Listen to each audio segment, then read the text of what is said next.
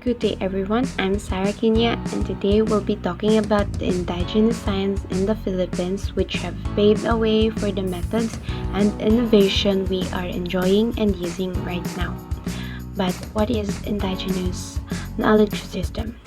It is a local knowledge developed over centuries of experimentation. It is orally passed and an important catalyst to sustainable development due to their direct connection to resource management and conservation. Indigenous science is important because it helps the people in understanding the natural environment and in coping with everyday life. Also because it is a way of knowing about the ancient people contributions to our life or our living right now. So now we will be jumping to the examples of the indigenous science in the Philippines. We have first the prediction of weather, how the olden times was predicting weather, whether it will rain or not. The traditional weather forecasting methods used by the weather-wise folks or like the farmers and the fishermen, their guide in their farming and the fishing activities and for self-help disaster preparedness. For the fisher folks, the visible seawater evaporation and high sea waves were the most preferred indicators. For a circular rainbow around the moon, also known as the moonbow, it generally means rain will fall shortly. Hubag ni Killing or storm of the Killing indicates that a storm system may be moving to the east, so rain is on its way. These predictions or clues are important for them whether it is proven or not by the scientists. Next, we have agriculture. There are various of farming way back to olden times, and some of them are the sweetened farming or the kaingin and the rice field or the palayan. It is already upgraded in terms of machine they using like the tractor, and as time passed by they discovered new things that will improve the quality of the product. Next is the medicine. Traditional healing is a part of the Filipino culture that has been passed down through many generations and is continuously being practiced, especially in a far-flung various and barangays in the country.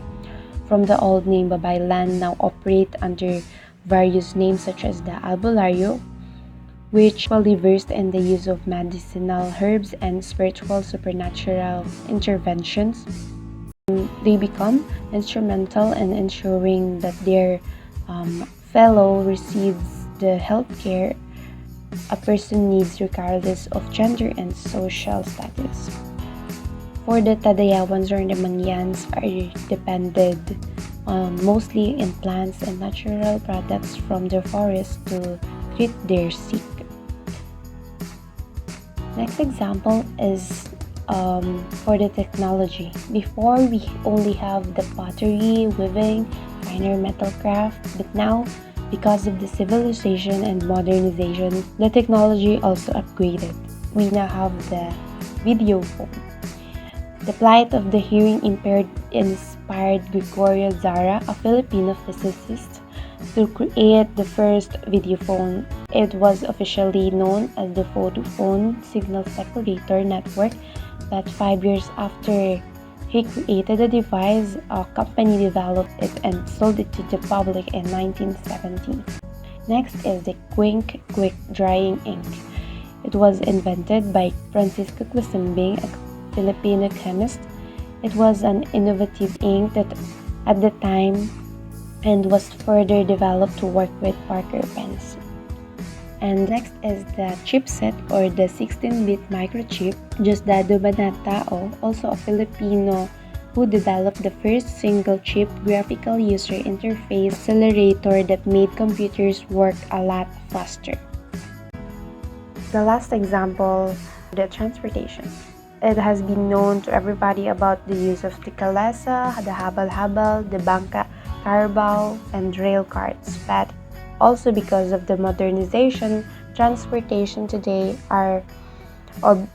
is being developed in order to give convenience to the people as well as to help to decrease pollution that they emit every day. First is the H2O salamander. Since the Philippines is visited by an average of 20 typhoons each year, and for this reason, this amphibious multi-utility trike is an alternative mode of transport that can maneuver in both land and in flood waters. The Pinoys weren't the first to invent 3-in-1 coffee, but they've invented something far better. A 3-in-1 rescue vehicle, fire truck, and ambulance in one. This truck, named after the Anus Fire Ambulance and Rescue Vehicle, and invented by the late Alfredo Anus Sr., the godfather of the Filipino inventors. The hybrid electric train is a hybrid electric train built by the Department of Science and Technology's Metal Industry Research and Development Center. It is the first train crafted and designed locally by Filipino engineers with the parts imported from abroad. The Department of Science and Technology, or DOST, officially launched its hybrid electric train, the first train to be built by Filipinos. The train holds its inaugural run from the Philippine National Railway's Alabang Station to Binyan Station Wednesday. After the inaugural run, the train will begin a 150-hour validation testing phase for the public starting May 6. DOST says it seeks to augment the number of trains being used by the PNR. The train will have a maximum capacity of 880 passengers and makes use of a hybrid diesel-powered generator and batteries, similar to hybrid electric cars.